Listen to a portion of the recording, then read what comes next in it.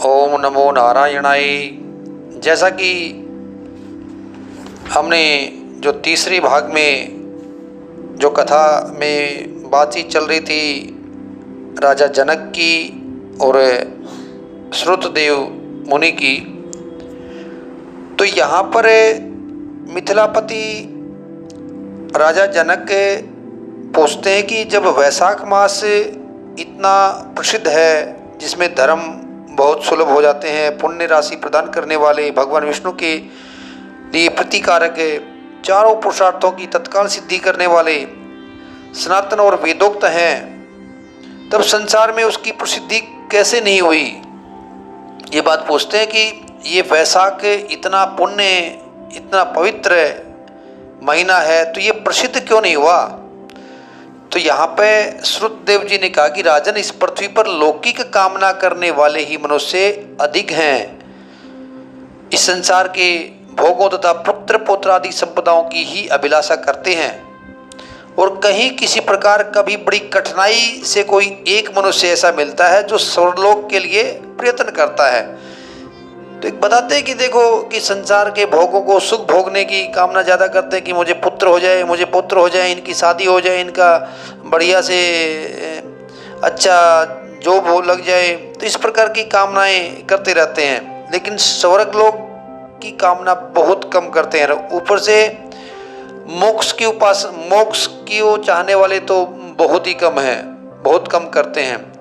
तो निष्काम भाव से किए जाते जो भी वो इहलोक और परलोक में सुख प्रदान करते हैं, जो भी कार्य हैं विष्णु भगवान को प्रसन्न करने के लिए जो निष्काम भाव से किए जाते हैं, वो इहलोक और परलोक दोनों को सुधार देते हैं। और देव माया से मोहित होने के कारण मूढ़ मनुष्य इन धर्मों को तो जानते ही नहीं है, क्योंकि ये माया के मोहित हैं सब।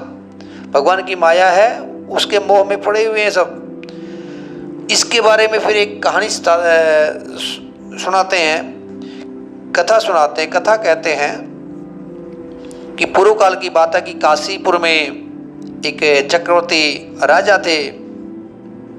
वो इक्ष्वाकु वंश के थे और नरक के पुत्र थे। उनका नाम कीर्तिमान था। ब्राह्मणों के प्रति बड़ी उनकी भक्ति थी।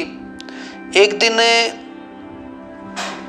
वो महर्षि वशिष्ठ के आश्रम में पहुंच गए, और महर्षि वशिष्ठ के शिष्य जगह जगह अनेक प्रकार के कार्यों में संलग्न थे।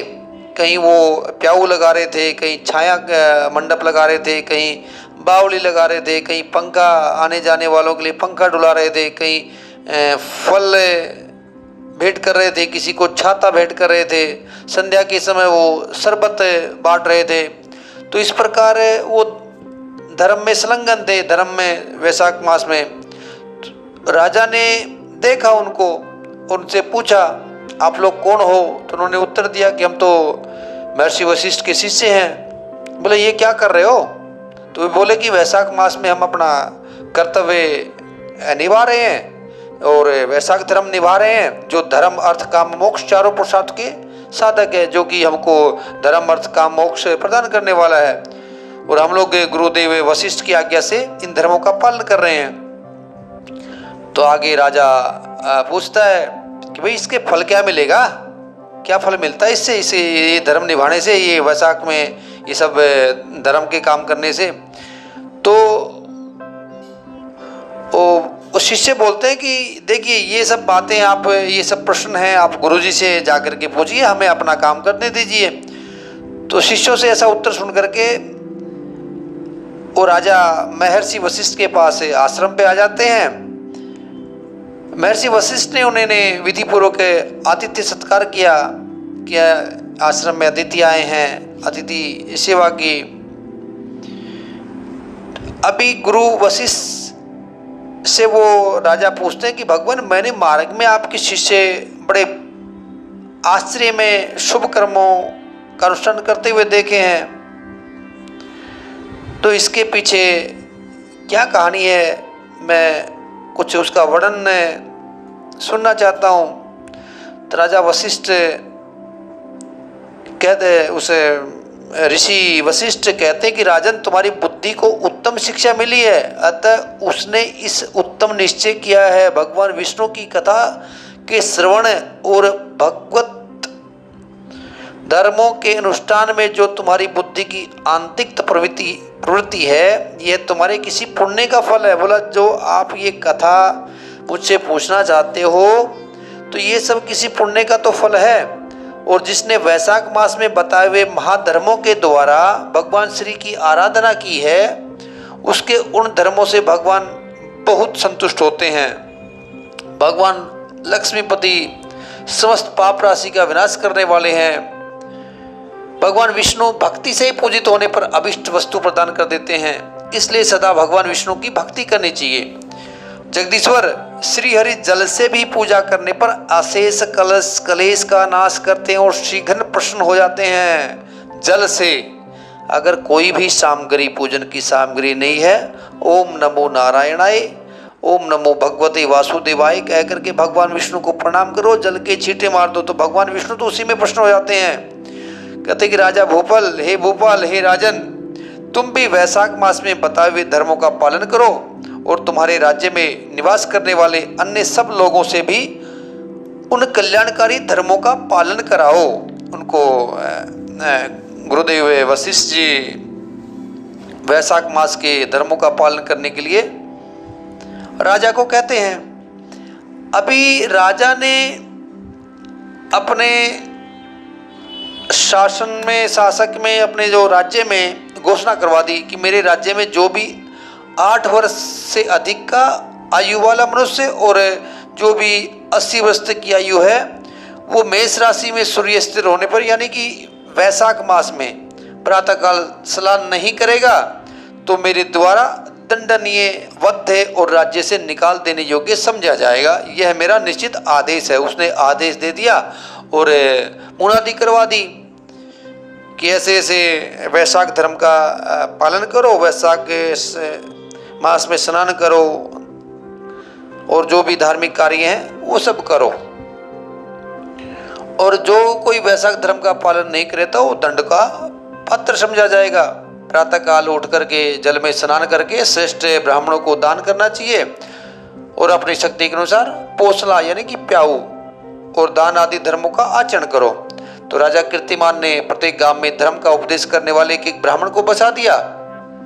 और तो ये जो शुरुआत करी तो उन्होंने ये धर्म का पौधा प्रारंभ हुआ और आगे चलकर खूब बढ़े हुए वृक्ष के रूप में परिणत हो गया।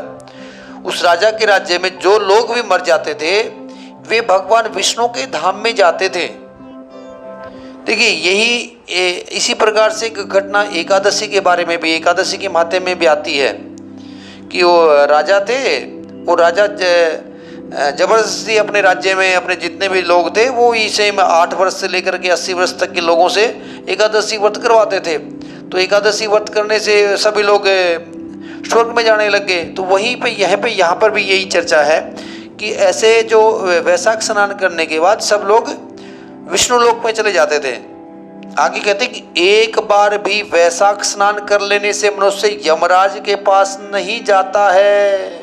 एक बार भी वैशाख स्नान, वैशाख मास में पूरा का पूरा महीना आप वैशाख स्नान करेंगे और पूरा का पूरा उसका धर्म निभाते हैं तो ये यमराज के पास नहीं जाना पड़ता है। ऐसा वशिष्ठ जी ये बातें बता रहे हैं। तो ये सब होने के बाद यमपुरी के जो जितने भी नरक थे वो खाली हो गए और स्वर्ग में सब लोग जाने लगे। देवताओं के लोक और वे भी शून्य हो गए।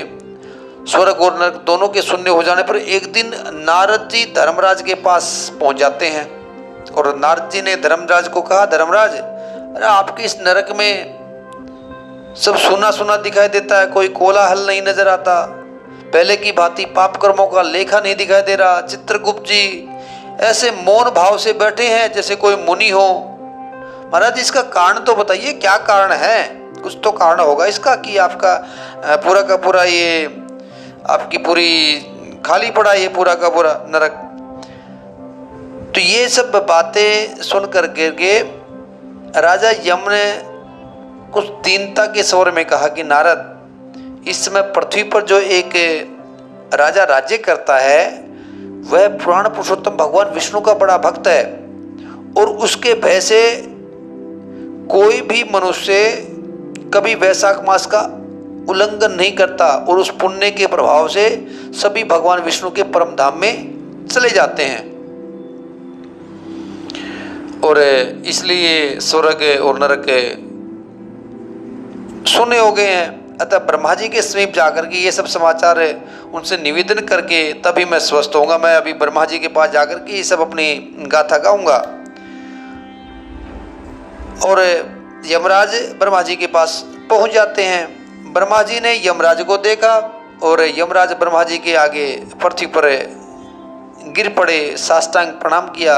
और यमराज ने कहा कि हे कमलासन, हे भगवान, हे प्रभु, काम में लगाया हुआ जो पुरुष स्वामी की आज्ञा का ठीक ठीक पालन नहीं करता और उसका धन लेकर भोगता है, वह काठ का कीड़ा हो जाता है। अभी देखिए, हम किसी भी कार्य में हैं, जो भी जॉब करते हैं, जो भी कार्य करते हैं, अगर हम अपना कर्तव्य सही ढंग से नहीं निभाएंगे तो उसका भी हमको कुछ ना कुछ दुष्परिणाम भोगना पड़ेगा। आगे कहते हैं कि जो मनुष्य लोभवश स्वामी के धन का उपभोग करता है वह 300 कल्पों तक त्र्यक योनि में नरक में जाता है।